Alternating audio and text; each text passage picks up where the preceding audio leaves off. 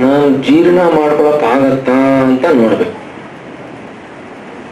ಇವಾಗ ರಾ ಫುಡ್ ತುಂಬಾ ಒಳ್ಳೆಯದು ಅಂತ ಏನ್ ಹೇಳ್ತೀವೋ, ನೀವು CFTRI ನಲ್ಲಿರುವಂತಹ ಬರುವಂತಹ ರಿಸರ್ಚ್ ರಿಪೋರ್ಟ್ಸ್ ಅಂದ್ರೆ ಗೊತ್ತಾಗುತ್ತೆ. ರಾ ಫುಡ್ ಅನ್ನು ತಿನ್ಲೇಬಾರದು ಅಂತ ಹೇಳುತ್ತೆ.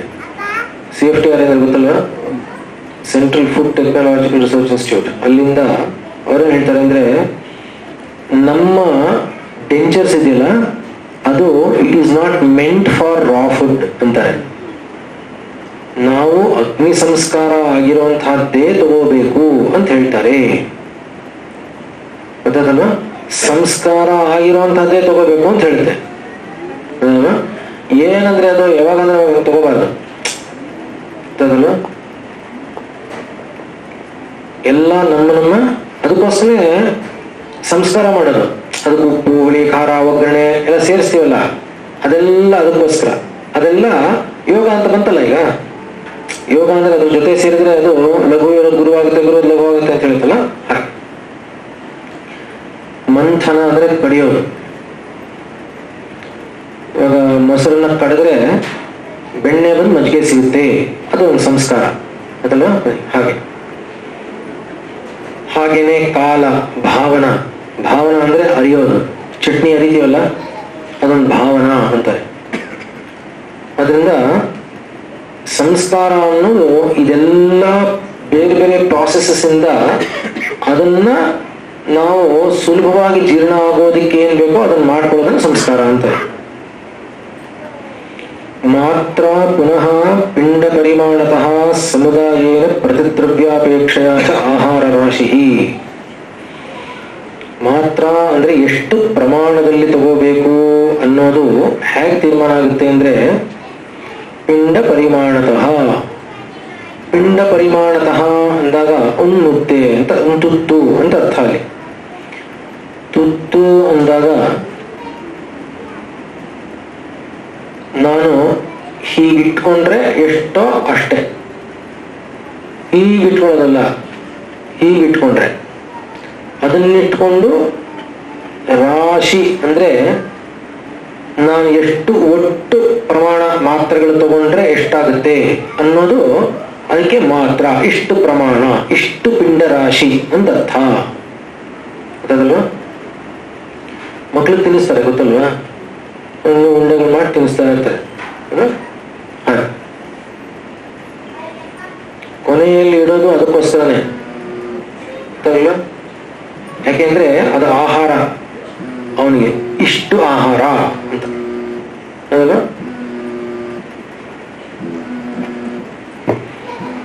ದೇಶೋ ದ್ರವ್ಯಸ್ಯ ಉಪಯೋಕ್ತುಶ್ಚ ಏನು ಉತ್ಪತ್ತ್ಯವಸ್ಥಾನ.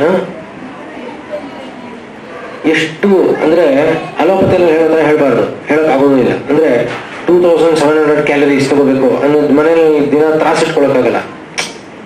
ಹೇಗೆ ಮಾಡ್ಬೇಕು ಅಂದ್ರೆ, ನನ್ನ ಅಗ್ನಿ ಬಲವನ್ನ ನಾನ್ ನೋಡಿ ತಗೋಬೇಕು.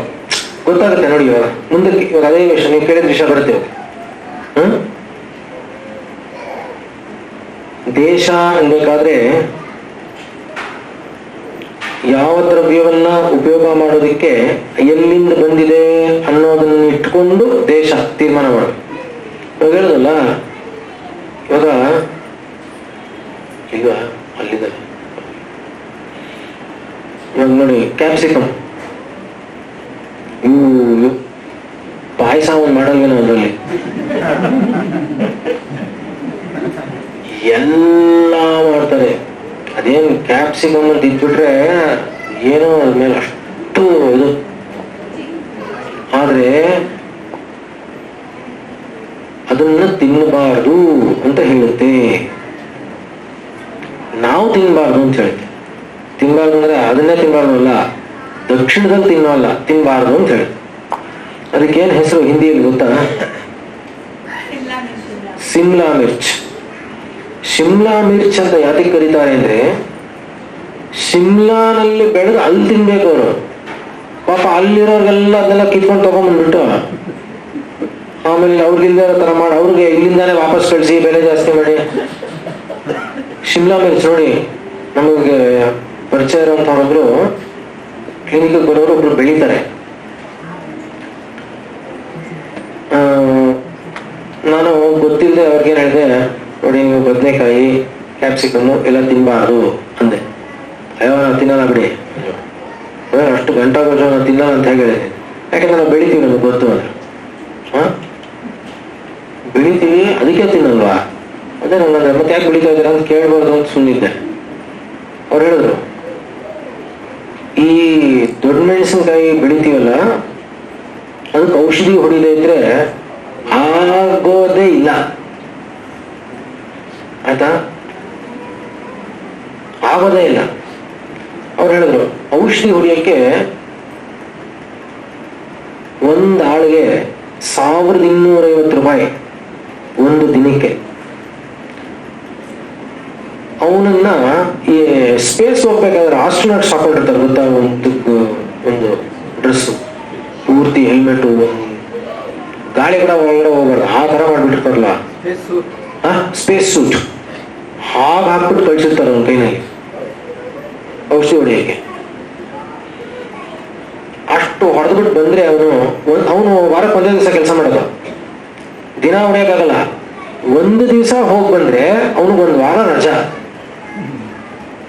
ಅದಕ್ಕೆ ಅವನಿಗೆ 1200 1300 ರೂಪಾಯಿ ಇದು ಏನೋ ಸಂಬಳ, ಹಂಗೆ ಕೂಲಿ. ಅವನು ಹೊಡೆದು ಬರ್ತಾನೆ, ಬಂದ ಮೇಲೆ ಅದನ್ನ ತೆಗೆದ್ರೆ ಅವತ್ತಿನ ದಿವಸ ಸೊಳ್ಳೆಗಳು, ನೊಣ ಗಿಣ ಏನೂ ಇರಲ್ಲ, ಹತ್ರ ಕೂಡ ಬರಲ್ಲ. ಯೋಚನೆ ಮಾಡ್ತಾ ಇದ್ದೀರಾ? ಬೇಡ, ಮನೆಗೆ ಹಾಕ್ಸ್ಬೇಡಿ. ಆಮೇಲೆ ಕರ್ಣೇಶ್ ಇದಾದ್ರೂ ಸಿಕ್ತು ಒಂದು ಸೊಳ್ಳೆ ಔಷಧಿ ಅಂತ. ಆತರ ಅಲ್ಲ, ನಾವು ಇರಲ್ಲ, ನಾವು ದೂರ ಹೋಗ್ತೀವಿ. ಅವ್ರು ಹೇಳಿದ್ರು, ಅವತ್ತಿನ ದಿವಸ 6 ಗಂಟೆ ಕಾಲ ನಾವು ಯಾರು ಮನೆಯಲ್ಲಿರಲ್ಲ. ಅವನ ಕಣ್ಣುಗಳು, ಇದೆಲ್ಲ ಅವ್ರು ಹೇಳಿದಪ್ಪ, ನಂಗೆ ನಾನು ನೋಡಿಲ್ಲ. ಅವ್ರು ಹೇಳಿದ್ರು, ಕಣ್ಣುಗಳು ಕೆಂಪಗಾಗ್ಬಿಟ್ಟಿರುತ್ತೆ, ಅದನ್ನೆಲ್ಲ ಹಾಕೊಂಡು ಅಷ್ಟು ತೀಕ್ಷ್ಣ ಔಷಧಿ. ಅದನ್ನ ಚಪ್ಪರಿಸಿ ತಿಂದಿದ್ದೆ.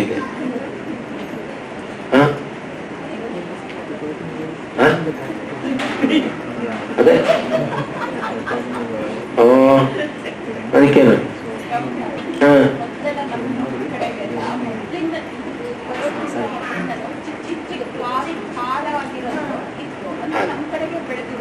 ಅದು ಈಗ ಹೇಳ್ತೀನಿ ಕೇಳಿ. ಹಬ್ಬಬ್ಬ ಅಂದ್ರೆ 150 ವರ್ಷ ಅಷ್ಟೇ ಬಿಡಿ, ಗೊತ್ತು. ಯಾಕೆಂದ್ರೆ ಅಲ್ಲಿಂದ ಬಂದಿರೋದು.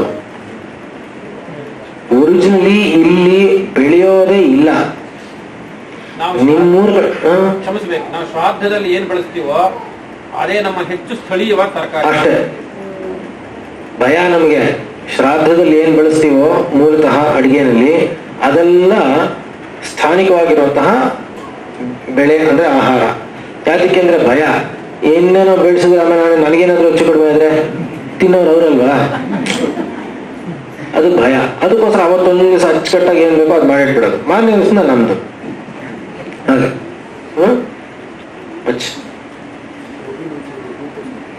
ತತ್ರ ಪುನಃ ಉಪಯೋಕ್ತ ಸ್ವಸ್ಥಾಪರತ್ವತಃ ಪ್ರಕೃತಿಭೇದಶ್ಚ ಪರೀಕ್ಷ್ಯ.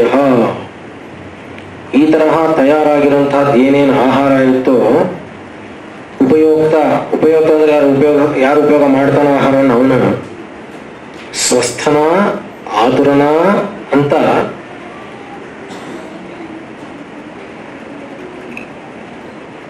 ಅವನ ಪ್ರಕೃತಿಯನ್ನ ನೋಡಿಕೊಂಡು ಅದರ ತೀರ್ಮಾನದ ಮೇಲೆ ಅವನ ಆಹಾರವನ್ನು ಸೇವನೆ ಮಾಡಬೇಕು ಅಂತ ಹೇಳುತ್ತೆ. ಸ್ವಸ್ಥನ ಅಂದ್ರೆ ಆರೋಗ್ಯವಂತನ, ಅಥವಾ ಅವನಿಗೇನಾದ್ರೂ ತೊಂದರೆ ಇದೆಯಾ, ಒಂದೇನು ಪ್ರಕೃತಿ ಅನ್ನೋದನ್ನ ನೋಡಿ ತಗೋಬೇಕು ಅಂತ ಹೇಳಿ.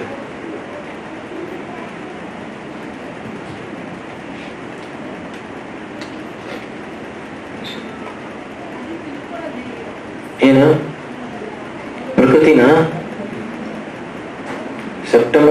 ದಿವಸ ಭಾನುವಾರ ಎಲ್ಲ ಸೇರಿ ಹೇಳ್ತೀನಿ. ಅಂದ್ರೆ ಅಷ್ಟು ವಿಷಯ ಇದೆ ಅಂತ ಅರ್ಥ.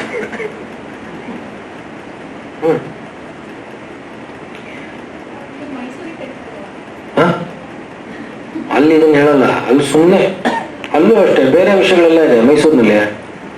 ಇಲ್ಲಿ ಹೇಳಿರೋದನ್ನ ಮಿಕ್ಕಿರೋದು ಬಿಟ್ಟು ಅಲ್ಲಿ ಹೇಳಿದ್ರೆ ಗಲಾಟೆ ಮಾಡ್ತಾರೆ ಅಷ್ಟೇ. ಅದು ನೋಡಿ,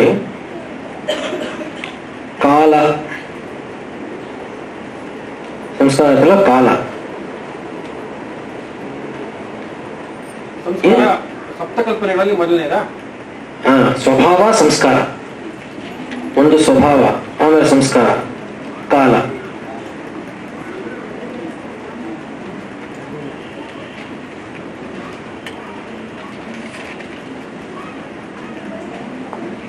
ನೋಡಿ, ಕಾಲ ಅಂದ್ರೆ ಕಾಲಸ್ತು ಋತುವ್ಯಾಧ್ಯಪೇಕ್ಷೋ ಜೀರ್ಣ ಲಕ್ಷಣಶ್ಚ. ಕಾಲ ಅನ್ನೋದು ಎರಡು ತರಹ. ಒಂದು ಋತು, ಆಮೇಲೆ ವ್ಯಾಧಿ, ಆಮೇಲೆ ಜೀರ್ಣ ಅಂದ್ರೆ ಆಹಾರ ಜೀರ್ಣ ಆಗೋದಕ್ಕೆ ಎಷ್ಟು ಕಾಲ ಬೇಕು ಇತ್ಯಾದಿ, ಅಥವಾ ಅಜೀರ್ಣ ಆಗಿದೆ ಆಗಿಲ್ಲ ಅನ್ನೋದಕ್ಕೆ ಎಷ್ಟು ಕಾಲ ಹಿಡಿದಿದೆ ಏನೋ ಇತ್ಯಾದಿಗಳು ಎಲ್ಲ ಒಟ್ಟಿಗೆ ಅರ್ಥ ಮಾಡ್ಕೊಳ್ಳುವಂಥದ್ದು ಕಾಲ ಅಂದ್ರೆ. ಅದರಲ್ಲಿ ಅಜೀರ್ಣಂ ಅಂದ್ರೆ, ಅಜೀರ್ಣ ಅಂದ್ರೆ ಏನು ಅಂತ. ಅಜೀರ್ಣ ಅಂದ್ರೆ ನೋಡಿ ಏನ್ ಹೇಳ್ತೀವಿ ಅಂದ್ರೆ, ಅಜೀರ್ಣಂ ಹಿ ಪೂರ್ವಸ್ಯ ಆಹಾರಸ್ಯ ಅಪರಿಣತೋ ರಸ ಉತ್ತರೇಣ ಸಂಸೃಜ್ಯಮಾನಃ ಸರ್ವಾನ್ ದೋಷಾನ್ ಪ್ರಕೋಪಯತ್ಯಾಶು. ಅಂದ್ರೆ ನಾವು ಸಾಧಾರಣವಾಗಿ ಈಗ ಮಾಡೋದು ಇದು ಪ್ರಕಾರನೇ. ಏನು ಅಂದ್ರೆ,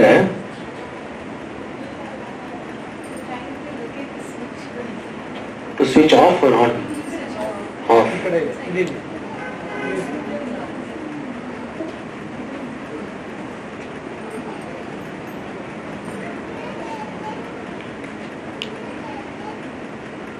ಏನಪ್ಪಾ ಅಂದ್ರೆ, ಪೂರ್ವಸ್ಯ ಆಹಾರಸ್ಯ ಅಪರಿಣತೋ ರಸ ಉತ್ತರೇಣ ಸಂಸೃಜ್ಯಮಾನಃ. ಈಗ ಮುಂಚೆ ಏನೋ ತಿಂದಿರ್ತೀವಿ, ಇವಾಗೆಲ್ಲ ಒಂದು ಹೊಸ ಕಾನ್ಸೆಪ್ಟ್ ಬಂದಿದೆಯಲ್ಲಪ್ಪ, ಎಲ್ಲ 4 hours ಒಂದ್ಸರಿ ತಿಂತಾ ಇರ್ಬೇಕು. ಬೇರೆ ಕೆಲಸನೇ ಇಲ್ಲ, ಬರೀ ತಿನ್ನೋದೆ. ಬೆಳಗಿಂದ ರಾತ್ರಿವರೆಗೂ ಎವ್ರಿ 4 hours ತಿಂತಾ ಇರೋದು, ಗ್ಯಾಪ್ ಬಿಡಬಾರ್ದು. 2 ಲೀಟರ್ಸ್ ನೀರು ಕುಡಿಬೇಕು ಅಂತ. ಅಂದ್ರೆ ಏನ್, ಅಡಿಗೆ ಮಾಡೋದು ತಿನ್ನೋದು, ಅಡಿಗೆ ಮಾಡೋದು ತಿನ್ನೋದು. ಇವಾಗ ಅದೆಲ್ಲ ಮಾಡಲ್ಲ, ಕೊಂಡ್ಕೊಳ್ಳೋದು, ಫೋನ್ ಮಾಡಿದ್ರೆ ಆರ್ಡರ್ ಮಾಡೋದು, ಮನೆಗೆ ಬಂದ್ಬಿಡ್ತೇನೆ, ಸುಲಭ. ನೋಡಿ ಏನ್ ಹೇಳ್ತೀನಿ ಅಂದ್ರೆ, ಪೂರ್ವಸ್ಯ ಆಹಾರಸ್ಯ ಅಪರಿಣತೋ ರಸ ಉತ್ತರೇಣ ಸಂಸರ್ಜ್ಯಮಾನಃ ಸರ್ವಾನ್ ದೋಷಾನ್ ಪ್ರಕೋಪಯತಿ ಆಶು. ನಾನೇನೋ ಬೆಳಿಗ್ಗೆ ತಿಂದಿರ್ತೀನಿ, ಅದು ಸಂಪೂರ್ಣವಾಗಿ ಜೀರ್ಣ ಆಗೋದಿಕ್ಕೆ ಮುಂಚೆನೆ ಇನ್ನೊಂದು ಆಹಾರ ಅದ್ರ ಮೇಲೆ ಹಾಕೋದು. ಅದನ್ನೇನು ಜೀರ್ಣ ಆಗೋಕ್ಕಿಲ್ಲ, ಇನ್ನೂ ಆಗಿರಲ್ಲ, ಯಾಕಂದ್ರೆ ಟ್ಯಾಕ್ಸ್ ಜಾಸ್ತಿ ಆಗಿರುತ್ತೆ, ಲೋಡ್ ಜಾಸ್ತಿ. ಹಿಂದಿಂದು ಪ್ಲಸ್ ಇವಾಗಿಂದು ಎರಡೂ ಸೇರಿ ಇನ್ನೂ ಜೀರ್ಣ ಆಗಿರೋಕ್ಕಿಲ್ಲ, ಮೂರನೇ ಹಾಕೋದು. ಬೆಳಿಗ್ಗೆ ತಿಂಡಿ, ಮಧ್ಯಾಹ್ನ ಊಟ, ಸಂಜೆ ಸ್ನ್ಯಾಕ್, ಆಮೇಲೆ ಡಿನ್ನರ್, 4 ಆಯ್ತು. ಅದ್ ಲೆಕ್ಕ ತಗೋಬಾರ್ದು. ಅಂದ್ರೆ ಸುಮ್ಮನೆ ಕೂತ್ಕೊಂಡು ಕೆಲಸ ಮಾಡೋ 4 ಸರಿ ಊಟ ಮಾಡಿದ್ರೆ ಏನಾಗ್ಬೇಕು ಯೋಚನೆ ಮಾಡಿ. ಗೊತ್ತಾಗ್ಲಿಲ್ಲ? ಯಾರೂ ದೈಹಿಕವಾಗಿ ತುಂಬಾ ಶ್ರಮ ಪಟ್ಟೇನು ಕೆಲಸ ಮಾಡೋಲ್ಲ, 4 ಹೊತ್ತು ತಿನ್ನೋದು ಮಾತ್ರ ಬಿಡೋಲ್ಲ.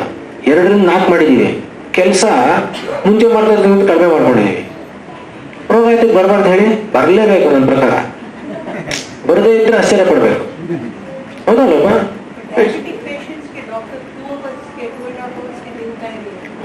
ಯಾಕೆಂದ್ರೆ ಮಕ್ಕಳು ಕೊಟ್ಟ ಹಾಗೆ.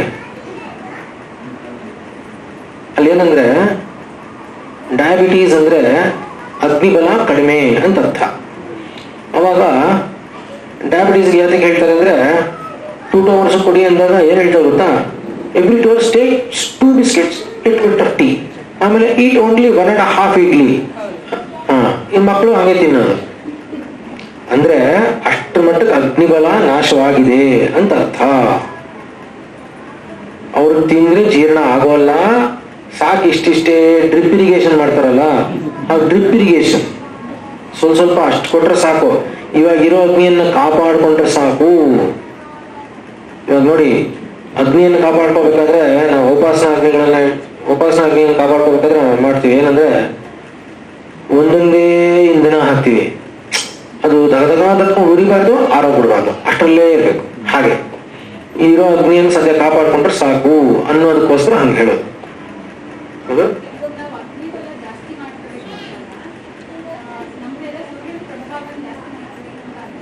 ಇಲ್ಲ, ಅದು ಹೊರಗಡೆ ಮಾಡುವಂತಹ ಕೆಲಸಗಳು. ಅಂದ್ರೆ ವ್ಯಾಯಾಮಾದಿಗಳು, ಬೆಳಿಗ್ಗೆ ಹೊತ್ತು ನಿದ್ದೆ ಮಾಡದೇ ಇರೋದು, ರಾತ್ರಿ ಮಾಡೋ ಕೆಲಸಗಳು ಯಾವುದು ಬೆಳಿಗ್ಗೆ ಮಾಡಬಾರ್ದು ಅಂತ ಅರ್ಥ. ಒಳಗಡೆಯಿಂದನೂ ಮಾಡ್ಬೇಕಲ್ಲ. ಅಗ್ನಿಗಳ ವೃದ್ಧಿ ಆಗೋದು ಅಂದ್ರೆ, ಇವಾಗ ನಾನು ನಿನ್ ಪ್ರಶ್ನೆ ಏನ್ ಹೇಳಿ, ನಿನ್ ಪ್ರಶ್ನೆ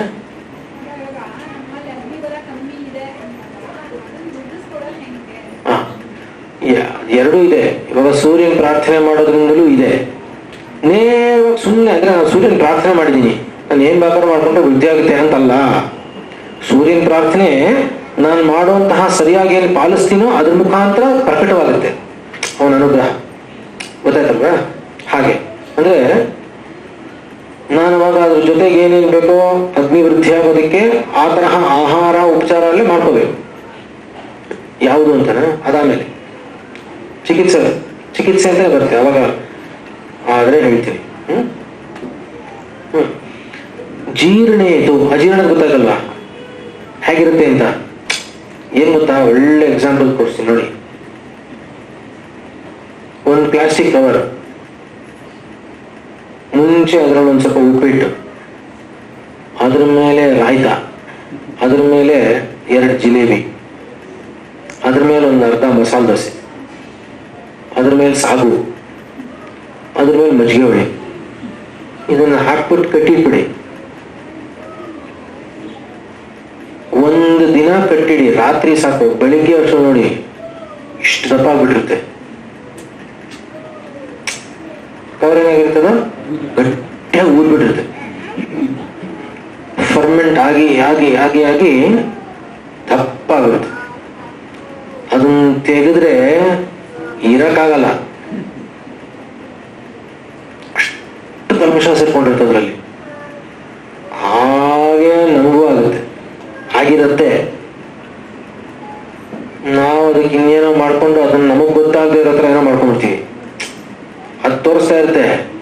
ನಾವು ಅದನ್ನ ಅದ್ಮಿ ಏನೇನೋ ಮಾಡಂತೂ ತಿನ್ಬೇಕು. ಇವಾಗ ಅದು ಇಂಪಾರ್ಟೆಂಟ್. ಆದ್ರಿಂದ ಅದಕ್ಕೇನೋ ಒಂದು ಮಾಡ್ಕೊಂಡು ಅಂತೂ ತಿನ್ಬಿಡ್ತೀವಿ. ಟೈಮ್ ಕರೆಕ್ಟಾಗಿ ತಿನ್ಬಿಡ್ಬೇಕಪ್ಪ ಅಂತ. ಅದು ಮಾತ್ರ ತಿನ್ನೋದಕ್ಕೆ ಮಾತ್ರ ಟೈಮ್ ಕರೆಕ್ಟಾಗಿ ತಿನ್, ಮಿಕ್ಕಿದ ಯಾವುದಕ್ಕೂ ಟೈಮ್ ಬರಲ್ಲ. ಹಾಗೆ ನೋಡಿ, ಜೀರ್ಣೇತು ತುಂಬಾ ಚೆನ್ನಾಗಿದೆ.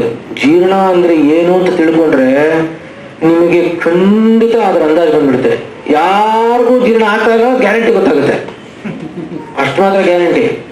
ಅಜೀರ್ಣ ಏನು ಅನ್ನೋದು ಬಿಟ್ಬಿಡಿ, ಜೀರ್ಣ ಏನೋ ತಿಳ್ಕೊಂಡ್ರೆ ಅದು ಗೊತ್ತಾಗುತ್ತೆ. ನೋಡಿ, ಜೀರ್ಣೇತು ಸ್ವಸ್ಥಾನಸ್ಥೇಷು ದೋಷೇಷು ವಾತ ಅನುಲೋಮ್ಯಾತ್ ಉತ್ಸೃಷ್ಟೇಷು ಮೂತ್ರ ಪುರೀಷ ವೇಗೇಶು ವಿಶುದ್ಧೇಷು ಉದ್ಗಾರ ಹೃದಯ ಸ್ರೋತೋಮುಖೇಶು ವಿಷದಕರಣೆ ಲಘುನಿ ಶರೀರೇ ಅಗ್ನ ಉದೀರ್ಣೆ ಜಾತಾಯಾಮ್ ಅಂತಾರೆ. ತುಂಬಾ ಚೆನ್ನಾಗಿದೆ. ಸ್ವಸ್ಥಾನಸ್ಥೇಷು ದೋಷೇಷು, ಅವಾಗೇನಾಗುತ್ತೆ, ಇವಾಗ ಮಧ್ಯಾಹ್ನ ಹೇಳ್ಕೊಳ್ಳೋದ್ರ ಪಿತ್ತ ನೆತ್ತಿಗೇರಿರೋದು, ಹಂಗಾಗಲ್ಲ. ಪಿತ್ತ ಎಲ್ಲಿ ಕೆಲಸ ಮಾಡಬೇಕೋ ಅಲ್ಲೇ ಕೆಲಸ ಮಾಡುತ್ತೆ, ಕಫ ಎಲ್ಲಿ ಕೆಲಸ ಮಾಡಬೇಕೋ ಅಲ್ಲೇ ಕೆಲಸ ಮಾಡುತ್ತೆ, ವಾಯು ಹೇಗೆ ಕೆಲಸ ಮಾಡಬೇಕೋ ಹಾಗೆ ಕೆಲಸ ಮಾಡುತ್ತೆ. ದೋಷಗಳು ಅವರವರ ಸ್ಥಾನದಲ್ಲಿ ಎಲ್ಲೆಲ್ಲಿ ಇರಬೇಕೋ ಅಲ್ಲಲ್ಲೇ ಇರ್ತಾರೆ. ಸ್ವಸ್ಥಾನಸ್ಥೇಷು ದೋಷೇಷು ವಾತಾನುಲೋಮ್ಯಾದಿ ಉತ್ಸೃಷ್ಟೇಷು. ವಾತ ಅನುಲೋಮನ ತುಂಬಾ ಮುಖ್ಯ. ವಾತಾನುಲೋಮನ ಅಂದ್ರೆ ವಾಯು ಅನ್ನೋದು ಕೂದಲು ಹೇಗಿರುತ್ತೋ ಬೆಳೆಯುತ್ತೋ, ಯಾರಿಗೂ ಕೂದಲು ಮೇಲಕ್ಕೆ ಬೆಳೆಯೋಲ್ಲ, ಮೇಲಿನ ಕೆಳತಾನೆ ಬೆಳೆಯುತ್ತೆ. ಆದ್ರಿಂದ ಕೂದಲು ಹೇಗೆ ಬೆಳೆಯುತ್ತೋ ಅನುಲೋಮನ ಅಂದ್ರೆ ಆ ಲೋಮವನ್ನ ಅನುಸರಿಸುತ್ತೆ ವಾಯು ಸಂಚಾರ. It follows the direction growth of the hair. ವಾಯು ಮೇಲಿಂದ ಕೆಳಗೆ ಹರಿಯುತ್ತೆ, ಹಾಗೇ ಹರಿಬೇಕು. ಆಯ್ತಾ? ಹಾಗೆ ಹರಿತಾ ಇದ್ದು ಏನ್ ಮಾಡ್ತದೋ ಅಂದ್ರೆ ಮೂತ್ರ ಪುರೀಷ ವೇಗೇಶು ಅಂದ್ರೆ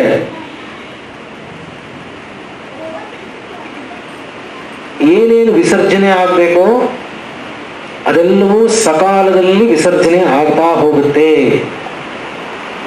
ಮತ್ತು ವಿಶುದ್ಧೇಶು ಉದ್ಗಾರ.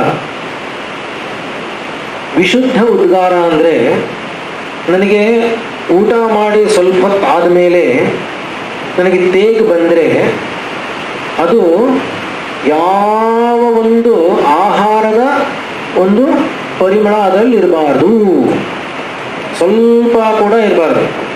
ಇಲ್ಲ ರೀ, ನಮಗೆ 2 hours ಆದ್ಮೇಲೆ ನಮ್ಗೇನು ಬರಲ್ಲ. 10 hours ಆದ್ಮೇಲೆ ಮಧ್ಯಾಹ್ನ ತಿಂದ್ರೆ ಮಸಾಲೆ ದೋಸೆ ವಾಸನೆ ಬರ್ತಾ ಇರುತ್ತೆ. ಆಮೇಲೆ 2 hours ಆದ್ಮೇಲೆ ಬರಲ್ಲ, 10 hours ಆದ್ಮೇಲೆ ಜೀರ್ಣ ಆಗಿರಲ್ಲ, ಅವಾಗ ಬರ್ತಾ ಇರುತ್ತೆ. ಇನ್ನ ಆಗುತ್ತಲ್ವಾ? ಗೊತ್ತಾಗಲಿಲ್ವಾ? ಆದ್ರಿಂದ ಹೃದಯ ಸ್ರೋತೋಮುಖೇಶು ವಿಷದಕರಣೆ. ಹೃದಯ ಸ್ರೋತೋಮುಖೇಶು ವಿಷದಕರಣೆ ಅಂದ್ರೆ ಹೃದಯದಿಂದ ಎಲ್ಲ ಕಡೆ ಡಿಸ್ಟ್ರಿಬ್ಯೂಟ್ ಆಗುವಂತಹ ಚಾನೆಲ್ಸ್ ಏನಿರುತ್ತೋ, ಚಾನೆಲ್ಸ್ ಆಫ್ ಸರ್ಕ್ಯುಲೇಷನ್, ಅದು ಕಂಪ್ಲೀಟ್ ಆಗಿ ಓಪನ್ ಆಗಿರುತ್ತೆ ವಿಥೌಟ್ ಎನಿ ಅಬ್ಸ್ಟ್ರಕ್ಷನ್. ಗೊತ್ತಾಗಲ್ವಾ? ವಿಷದ ಕರಣೆ ಏನಾಗುತ್ತೆ ಅವಾಗ ಅಂದ್ರೆ ಮೈ ತುಂಬಾ ಹಗುರವಾಗಿರುತ್ತೆ. ಹಗುರವಾಗಿರ್ಬೇಕು. ಜೀರ್ಣ ಆಗ್ತಾ ಇದೆ ಅಂದ್ರೆ, ಆಗಿದೆ ಅಂದ್ರೆ. ಲಘುನಿ ಶರೀರೇ ಅಗ್ನ ಉದೀರ್ಣೆ ಜಾತಾಯಾಮ್. ಇದರೆಲ್ಲದರ ಜೊತೆಗೆ ಅಗ್ನಿ ಅನ್ನೋದು ವೃದ್ಧಿಯಾಗಿರುತ್ತೆ. ನಿಜವಾಗ್ಲೂ ಚೆನ್ನಾಗಿ ಜೀರ್ಣ ಆಗಿದೆ ಅಂದ್ರೆ ಇದು ಹೀಗಿರುತ್ತೆ ಅಂತ ಅರ್ಥ. ಯಾರೋ ಹೇಳಿದ್ರು ಮಲ ವಿಸರ್ಜನೆ ಆಗುತ್ತೆ, ರೆಗ್ಯುಲರ್ ಆಗುತ್ತೆ. ಏನಪ್ಪ ದೇವರದೊಂದು ಇಟ್ಟಿದಾನಪ್ಪ, ಏನೂ ಪ್ರಾಬ್ಲಮ್ ಇಲ್ಲ. ಏನ್ ಯಾವಾಗ? ಒನ್ಸ್ ಇನ್ 3 days ಕರೆಕ್ಟಾಗಿ ಆಗ್ಬಿಡುತ್ತೆ. ಒನ್ಸ್ ಇನ್ 3 ಅಂದ್ರೆ ನಮಗೆ ಗೊತ್ತೇ ಇರಲ್ಲ. ನಮಗೆ ನಾರ್ಮಲ್ಸಿ ಅಂದ್ರೆ ಏನು ಅಂತಾನೆ ಗೊತ್ತಿರಲ್ಲ. 2 ದಿವಸಕ್ಕೆ ಒಂದ್ಸರಿ ರೆಗ್ಯುಲರ್ ಆಗಿ ಏನೋ ದೇವ್ರು ಸ್ವಲ್ಪ ಚೆನ್ನಾಗಿ ಇಟ್ಟಿದ್ದಾನೆ, ಅಲ್ಲಿ ಇಟ್ಟಿರೋದೇ ದೇವ್ರು ಚೆನ್ನಾಗಿ ಇಟ್ಟಿದ್ದಾನೆ ಅನ್ಕೊಂಡಿರ್ತಾರೆ. ಅಂದ್ರೆ ಗೊತ್ತಾಗಲ್ಲ ನಿಮ್ಗೆ, ಆಹಾರ ಒಳಗೆ ಮಾತ್ರ ಹೋಗ್ತಾ ಇರುತ್ತೆ, ಮಲ ವಿಸರ್ಜನೆ ಮಾತ್ರ 2-3 ದಿವಸಕ್ಕೆ ಆಗ್ತಾ ಇರುತ್ತೆ. ಇನ್ನು ಹೇಗೆ ಕಟ್ಕೊಂಡಿರ್ಬೋದು ನೋಡಿ. ಗೊತ್ತಾಗಲಿಲ್ಲ?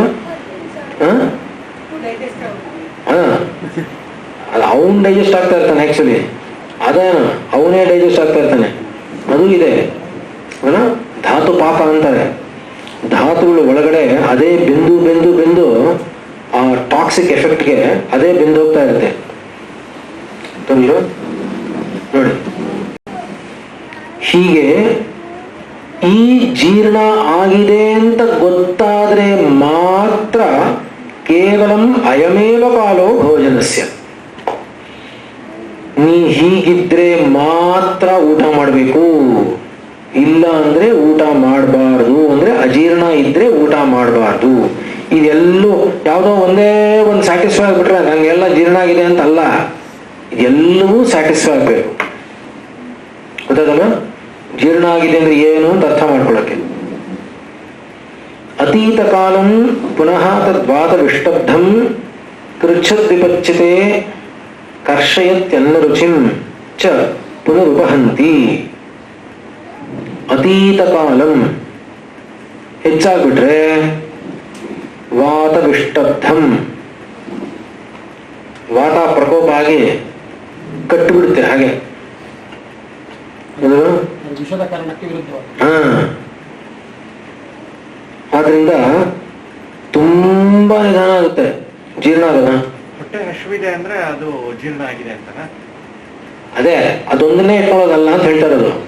ನಮ್ಗೆ ಹೊಟ್ಟೆ ಹಸು ಬೇಕಾದಷ್ಟು ಕಾರಣಗಳಿಂದ ಆಗುತ್ತೆ. ಏನ್ ಇಲ್ಲಿ ಕೂತಿರ್ತೀವಿ, ಈಗ ಹೊಟ್ಟೆ ಹಸು ಇಲ್ಲ, ಅಲ್ಲೊಂದ್ ಸ್ವಲ್ಪ ವಾಸನೆ ಬರ್ಬೇಕು, ಓ ಈಗ ಸಿಕ್ಕಾಪಟ್ಟೆ ಹಸುವಾಗುತ್ತೆ 2 ನಿಮಿಷದಲ್ಲಿ, ಆಗುತ್ತೆ ಅಲ್ವಾ? ಓ ಆಗುತ್ತೆ. ಹಾ, ಅವಾಗ ನಿಜವಾಗ್ಲೂ ಆ ಹಸು ಅಂತಾರ ಅದಕ್ಕೆ ಅಲ್ಲ.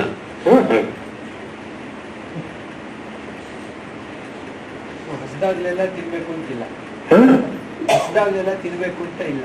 ಅಲ್ಲ, ಹಸ್ದಾಗ ತಿನ್ಬೇಕು ಅಂತಿದೆ, ಅದ್ರ ಜೊತೆ ಇದೆಲ್ಲಾನು ಇರ್ಬೇಕು ಅಂತ ಹೇಳ್ತಾರೆ. ಹಸಿದಾಗ್ಲೇ ತಿನ್ಬೇಕು ಅಂತ ಹೇಳ್ತಾರ. ಹಾ, ಚೆನ್ನಾಗಿ ಹಸಿವೂ ಇರ್ಬೇಕು. ಹಸಿವೆ ಅಂದ್ರೆ ಅದೊಂದೇ ಅಂತಲ್ಲ, ಹಸಿವೂ ಇರ್ಬೇಕು, ಅದ್ರ ಜೊತೆಗೆ ಇವಷ್ಟೂ ಇರ್ಬೇಕು. ವಿಪಕ್ಷತೆ ಅಂತಂದ್ರೆ ಕಷ್ಟದಿಂದ ಜೀರ್ಣ ಆಗುತ್ತೆ. ಹಾ, ಹೌದು. ಜೀರ್ಣಾಹಾರ ಲಕ್ಷಣ ಏನಪ್ಪಾ ಅಂದ್ರೆ ಉದ್ಗಾರ ಶುದ್ಧಿ, ಉತ್ಸಾಹ. ಉದ್ಗಾರ ಶುದ್ಧಿ ಅಂದ್ರೆ ಶುದ್ಧೋದ್ಗಾರ, ತೇಗ ಶುದ್ಧವಾಗಿ ಬರುತ್ತೆ. ಇನ್ನೊಂದು ಉತ್ಸಾಹ ಇರುತ್ತೆ.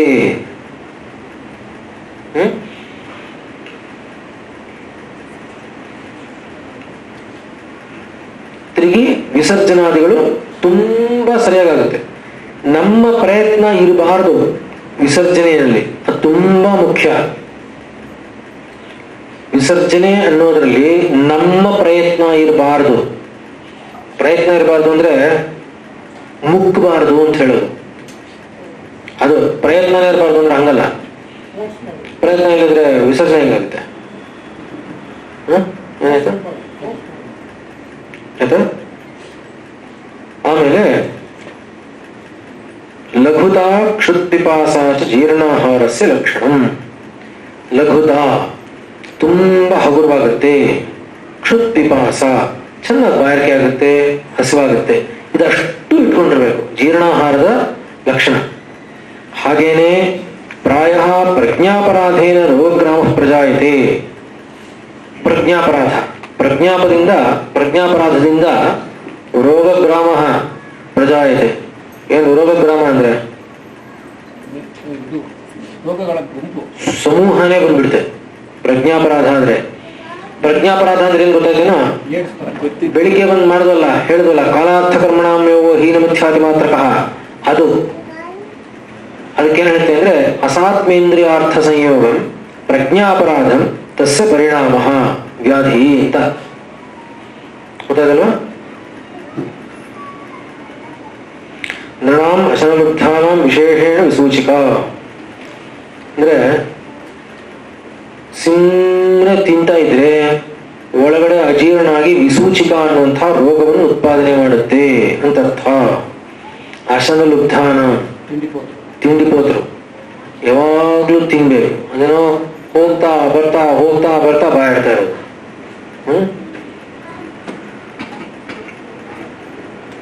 ದೋಷೋಪಲಬ್ಧಂ ವಿಧಿಲೀನಮನ್ನಂ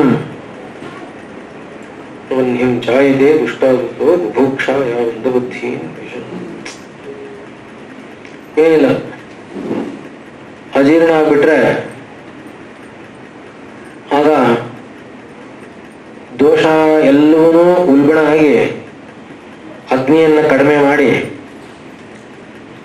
ದುಷ್ಟತ್ವ ಉಂಟಾಗಿ ಅದರಲ್ಲಿ ಮಂದಾಗ್ನಿಯಿಂದ ಮೊದಲನೇದೇನಾಗುತ್ತೆ ಅಂದ್ರೆ ಮಂದ ಬುದ್ಧಿ ಅನ್ನುತ್ತೆ. ಮಂದ ಬುದ್ಧಿ ಎಲ್ಲಾ ಕಡೆ ಅಗ್ನಿಯನ್ನು ಉಪಯೋಗಿಸಿದ್ದಾರೆ, ಚೆನ್ನಾಗಿ ಜ್ಞಾಪಕ ಇಟ್ಕೊಳ್ಳಿ. ಮನಸ್ಸು ಅನ್ನೋದು ಕೂಡ ಅಗ್ನಿ ತತ್ವ, ಬುದ್ಧಿ ಅನ್ನೋದು ಅಗ್ನಿ ತತ್ವ. ಅದಕ್ಕೆ ಕಾಮಿಕ್ಗಳೆಲ್ಲ ಹೊಳೆದ್ರೆ ಲೈಟ್ ಬಲ್ಬ್ ಹಾಕ್ತಾರೆ, ನೋಡಿದೀರಾ? ಯಾಕೆಂದ್ರೆ ಅದು ನಿಜವಾಗ್ಲೂ ಅದು ತೇಜೋ ತತ್ವ, ಅದಕ್ಕೋಸ್ಕರ ಹಾಕ್ತಾರೆ. ಆದ್ರಿಂದ ಸುಮ್ಮನೆ ಮೇಲೆ ಮೇಲೆ ಮೇಲೆ ತಿಂದ್ರೆ ರೋಗ ಬರುತ್ತೆ. ರೋಗ ಬಂದು ಅಜೀರ್ಣ ಆದ್ರೆ ಬುದ್ಧಿ ಮಂದ ಆಗುತ್ತೆ. ಉಪಯೋಗ ವ್ಯವಸ್ಥಾ ಅಂದ್ರೆ ನಾನು ಯಾವ ತಿಂತಾನೋ ಅವನು ನೋಡಿ, ಯಾವಾಗ ಊಟ ಅಂದ್ರೆ ಅವನು ಯಾವಾಗ ಊಟ ಮಾಡಬೇಕು ಅಥವಾ ಏನೆಲ್ಲ ಮಾಡಿರ್ಬೇಕು ಅವನು ಊಟ ಮಾಡ್ಬೇಕಾದ್ರೆ ಅಂತ. ಏನಪ್ಪಾ ಅಂದ್ರೆ ಉಪಯೋಗ ವ್ಯವಸ್ಥಾತು ಇನ್ನು ಸ್ವಲ್ಪ ದೊಡ್ಡ ಮಾಡೋಕ್ಕಾಗುತ್ತಾ? ಆಗಲ್ಲ. ಸರಿ, ಕಾಣಿಸ್ತಾ ಇದೆಯಾ ಎಲ್ರಿಗೂ? ಸರಿ. ಉಪಯೋಗ ವ್ಯವಸ್ಥಾತು ನ ಅಸ್ನಾತಃ, ಸ್ನಾನ ಮಾಡದೆ ತಿನ್ನಬಾರ್ದು. ಸ್ನಾನ ಮಾಡದೆ ಏನ್ ಮಾಡಿದ್ರು ಸ್ನಾನ ಮಾಡದೆ ತಿನ್ನಬಾರ್ದು. ನ ದಿಗ್ವಾಸ ನ ಏಕವಸ್ತ್ರ ಧೃಕ್. ನೋಡಿ ಹೇಗೋ ಎಲ್ಲೆಲ್ಲೋ ತಿನ್ಕೊಂಡು ಏನೇನೋ ಮಾಡ್ಕೊಂಡು ಹೆಂಗಂದ್ರೆ ತಿನ್ಬಿಡ್ಬಾರ್ದು. ಆಮೇಲೆ ಏಕವಸ್ತ್ರದಲ್ಲಿ ತಿನ್ನಬಾರ್ದು. ಏಕವಸ್ತ್ರ ಹಾಕೊಂಡು ಮೈ ಮೇಲೆ ಒಂದೇ ವಸ್ತ್ರ ಇದ್ದಾಗ ತಿನ್ನಬಾರ್ದು, ಆಯ್ತಾ? ನ ಏಕವಸ್ತ್ರ ಧೃಕ್ ನ ಮಲಿನ ವಸನು. ಕೊಳೆ ಬಟ್ಟೆ ಇದ್ರೆ ಅದನ್ನ ಧಾರಣೆ ಮಾಡಿ ಊಟ ಮಾಡಬಾರ್ದು. ಎಲ್ಲರೂ ಓ ಒಂದೊಂದು ಯಾವ್ಯಾವ್ದು ಮಾಡ್ತಾ ಇದೀವೋ ಎಲ್ಲ ಅದನ್ನೇ ಹೇಳ್ತಾ ಇದ್ದಾರೆ ಅಂತ. ನಾ ಹುತ್ವ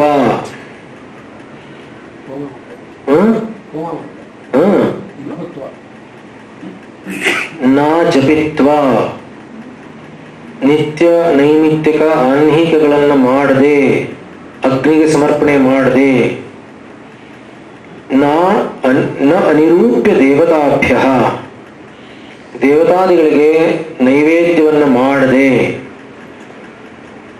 ನ ಪಿತೃಭ್ಯ, ತರ್ಪಣವನ್ನು ಕೊಡ್ತಾರೆ, ಕೊಡದೆ, ನಾದತ್ವ ಅಗ್ರಂ ಅಗ್ನಯೇ. ನೋಡಿ, ಊಟಕ್ಕೆ ಕೂತ್ಕೊಂಡಾಗ ಅಗ್ರಂ ಅಗ್ನಯೇ ಅಂದ್ರೆ ಮುಂಚೆ ಕೂತ ತಕ್ಷಣ ತತ್ ಸವಿತು ವರೇಣ್ಯಂ ಭರ್ಗೋ ದೇವಸ್ಯ ಧೀಮಹಿ ಅಂತ ಏನ್ ಹೇಳ್ತೀವಿ, ಅದು ಅಗ್ನಿಗೇನೇ ಸಮರ್ಪಣೆ. ಯಾರ ಅಗ್ನಿ? ಅಯ್ಯೋ, ಸೂರ್ಯನು, ವೈಶ್ವಾನರು. ಇಲ್ಲಿ ವೈಶ್ವಾನರು ಅಂದ್ರೆ ಸೂರ್ಯನು. ಗಾಯತ್ರಿ ಮಂತ್ರವನ್ನು ಹೇಳಿ ಮಾಡೋದು, ಅಲ್ಲಿ ದೇವತೆ ಗಾಯತ್ರಿ ದೇವಿ ಅಲ್ಲ, ಅದು ಕೇವಲ ಛಂದಸ್ಸು. ಅದರ ಅಧಿದೇವತೆ ಸೂರ್ಯನು, ಅದನ್ನ ಸೂರ್ಯನಿಗೆ ಹೇಳೋದು. ಆದ್ರೆ ಮುಂಜಿ ಆಗಿಲ್ಲದೆ ಇರೋರು ಆ ಮಂತ್ರ ಹೇಳಬಾರ್ದು. ಅವ್ರೇನ್ ಹೇಳ್ಬೋದು? ಅಹಂ ವೈಶ್ವಾನರೋ ಭೂತ್ವ ಪ್ರಾಣಿನಾಂ ದೇಹಮಾಶ್ರಿತಃ ಪ್ರಾಣಾಪಾನ ಸಮಾಯುಕ್ತ ಪಚಾಮ್ಯನ್ನಂ ಚತುರ್ವಿಧಂ, ಅನ್ನಪೂರ್ಣೆ ಸದಾಪೂರ್ಣೆ ಎಲ್ಲ ಹೇಳ್ಕೋಬಾರ್ದು. ಇದೆಲ್ಲ ಹೇಳಿ ಮಾಡ್ಬೇಕು. ಇವಾಗ ಅಹಂ ವೈಶ್ವಾನರೋ ಭೂತ್ವ ಅಂತ ಹೇಳ್ತಾ ಇರೋದು ಅಗ್ನಿಗೆನೆ. ಅಗ್ನಿ ಅಂದ್ರೆ ಏನು? ಕೃಷ್ಣ ಹೇಳ್ತಾ ಇರೋದು ನಾನೇ ಅಂದ್ರೆ ಪರಮಾತ್ಮ ನಾನೇ ಅಲ್ಲಿ ಅಗ್ನಿಯಾಗಿ ನಾನ್ ಜೀರ್ಣ ಮಾಡ್ತಾ ಇದ್ದೀನಿ ಅಂತ. ನೀವೇ ಜೀರ್ಣ ಮಾಡ್ಕೊಳ್ಳೋದು, ನಾನ್ ಮಾಡಿದ್ರೆ ಉಂಟು, ಇಲ್ಲಿದ್ರೆ ಇಲ್ಲ. ಪಚಾಮಿ, ಉತ್ತಮ ಪುರುಷ, ಪಚಾಮ್ಯನ್ನಂ ಚತುರ್ವಿಧಂ ಅಂತಾನೆ. ಅಲ್ಲ, ನಾನೇ ಅಗ್ನಿಯಾಗಿ ನಾನು ಪಚಾಮಿ. ನಿಜವಾಗ್ಲೂ ಅಹಂ ವೈಶ್ವಾನರ ಭೂತ್ವ ಅನ್ನುವಂತಹದಕ್ಕೆ ಶಂಕರ ಭಾಷ್ಯ ಬರಿತಾ ಹೇಳ್ತಾರೆ, ಕೃಷ್ಣ ಹೇಳಿದಂತೆ ಗನ ಏನಾದ್ರೂ ಹಾಗೇ ಅವನು ಅಷ್ಟು ಪರಿಶುದ್ಧವಾಗಿ ಗನ ಮಾಡಿ ಅವನು ಊಟ ಮಾಡಿದ್ರೆ ಅನ್ನ ದೋಷಯುಕ್ತವಾಗಿದ್ರೂ ಕೂಡ ಅದ್ರ ದೋಷ ಹೋಗಲ್ಲ ಅಂತಾರೆ. ತಗಲ್ವಾ?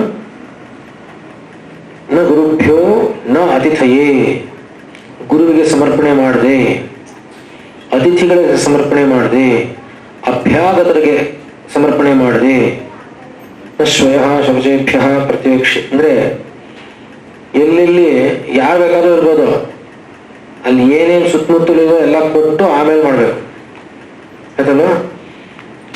ಯಾರ್ಯಾರ ಆಶ್ರಯವನ್ನು ಪಡೆದಿರ್ತಾರೋ ಅವರು ಆಶ್ರಿತ, ಆಯ್ತಲ್ವಾ? ಸ್ವಪರಿಗೃಹೀತ ಪ್ರಶಸ್ತ.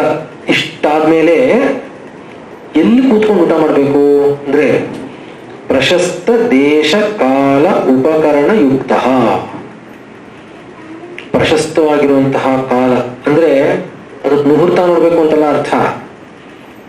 ಅಗ್ನಿಗೆ ಆಹುತಿಗಳನ್ನೆಲ್ಲ ಕೊಟ್ಟು ನಮ್ಮಲ್ಲಿ ವೈಶ್ವಾನರ ಉಪಾಸನೆ ಹೇಳಿದ್ದಾರೆ, ವೈಶ್ವದೇವ ಮಾಡಿ ತಗೋತಾರೆ.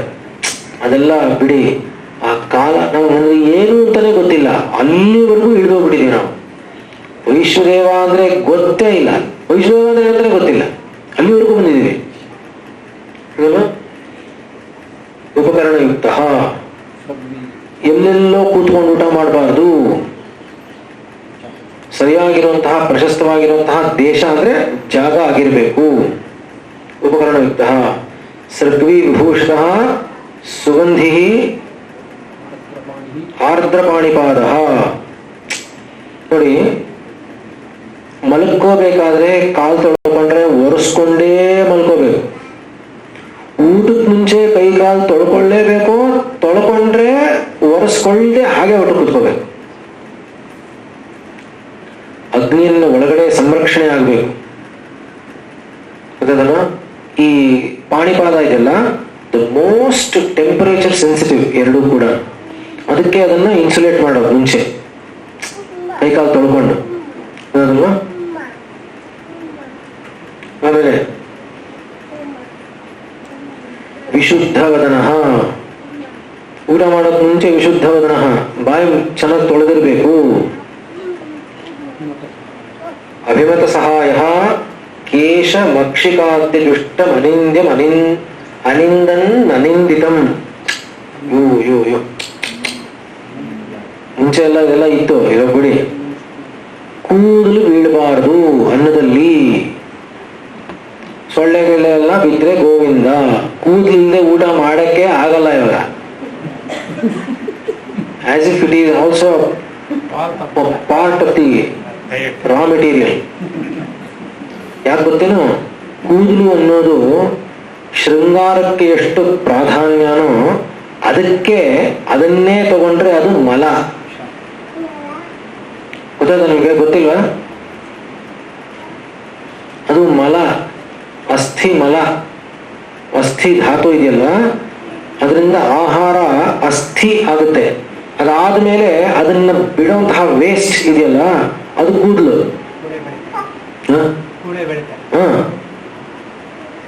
ಗೊತ್ತಲ್ವಾ? ಆಮೇಲೆ ಅನ್ನವನ್ನು ಊಟ ಮಾಡ್ಬೇಕಾದ್ರೆ ನಿಂದನೆ ಮಾಡಬಾರ್ದು. ಅನ್ನನ್ನ ಪರಿಚಕ್ಷಿತ ಅನ್ನನ್ನ ನಿಂದ್ಯ ತದ್ವ್ರತಂ. ಯಾಕೆ? ಪ್ರಾಣೋವ ಅನ್ನಂ. ಗೊತ್ತಲ್ವಾ? ಆದ್ರಿಂದ ಅದನ್ನ ನಿಂದೆ ಮಾಡಬಾರ್ದು. ಹಾಗೆ ನಿಂದನೆ ಮಾಡ್ತಾ ಇರುವಂಥವರಿಂದ ಅನ್ನ ಸ್ವೀಕಾರ ಮಾಡಬಾರ್ದು.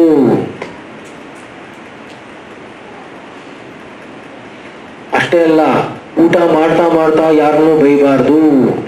3 ಇದೆ.